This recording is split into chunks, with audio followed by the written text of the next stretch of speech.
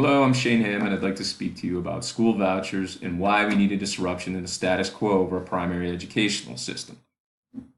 Today's businesses live in constant fear of disruptive technology. They worry about the next idea that may make their service or product obsolete. Businesses have to continually adapt and innovate, or they won't keep their customers coming back. So, why don't our school systems have this same concern?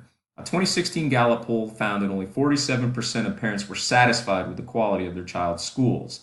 Any industry that boasts a customer satisfaction rate of under 50% seems to be asking for a disruption.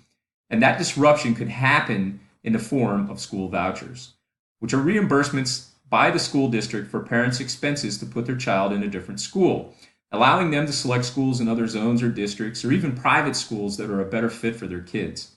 In a prolific 1995 interview with Computer World magazine, Steve Jobs spoke to what school vouchers could bring the K through 12 education system. Jobs thought that schools would begin to market themselves to parents. A business customer relationship where schools provided the educational services parents wanted for their kids would be created. He also felt that a lot of new schools would be created to meet the new demands.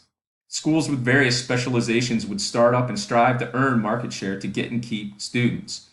And Jobs believed that the quality of schools would increase in competitive markets.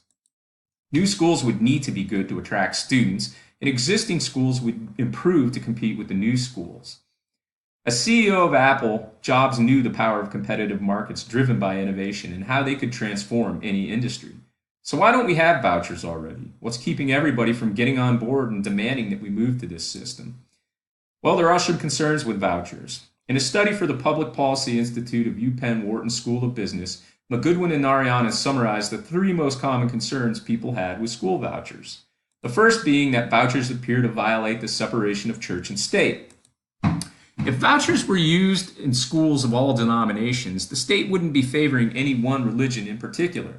Also, religious schools would only be a small portion of the available options for families to choose from once the system was up and running. The second concern was that voucher programs just don't work. Existing voucher programs have an incredible list of restrictions and qualifiers preventing them from being widely implemented.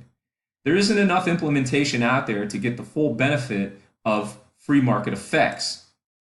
If school choice was a free market funded by school vouchers, that available funding would fuel competition. Severely limited implementation isn't enough to make that happen. The third concern with vouchers was that voucher programs actively harm failing public school systems. That perspective arises from the assumption that the funding is directly proportional to the success of the school. Christopher Summers, the founder of the Maryland Public Policy Institute, addressed this assumption in a 2016 article for the Baltimore Sun. Looking at Baltimore City, he found they spent the fourth highest amount per pupil in the 100 largest school districts in the nation, but they had less than a 20% grade through 3 through 8 students that met or exceeded expectations on the national PARCC exams. It becomes pretty obvious from this data that guaranteed funding doesn't guarantee success in education. For free market effects in education to truly be realized, vouchers have to be fully implemented. And what does that look like? Full implementation requires that school vouchers need to be for the full amount of the district's per pupil costs. Justin Haskins, writing about vouchers for The Hill, stated, "Voucher amounts are almost always much lower than what it costs a student to attend a traditional public school. Why should the district retain so much of the per pupil cost if they aren't truly providing services to that student anymore? Also, there can't be unnecessary restrictions on voucher use. Parents should be able to choose from any accredited school. This fuels competition amongst schools, which would drive the improvements we're trying to get out of the voucher system. Once those two conditions were met, you would have incredible results. A competitive education market brought on by school vouchers would create differentiated schools targeted to students' academic possibilities, their talents, their interests.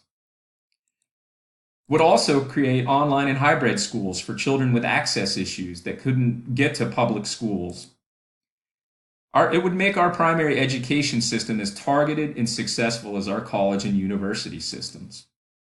It would increase student engagement and graduation rates. Every student deserves the best education they can get. Imagine the possibilities school vouchers could create if we allowed the current education to experience a disruption.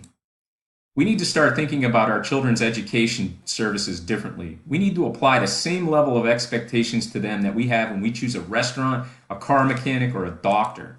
In order to support those expectations, we need quality options to choose from. School vouchers are the disruptive technology that will create those options and bring better, more effective schools into existence. Thank you for listening to my speech.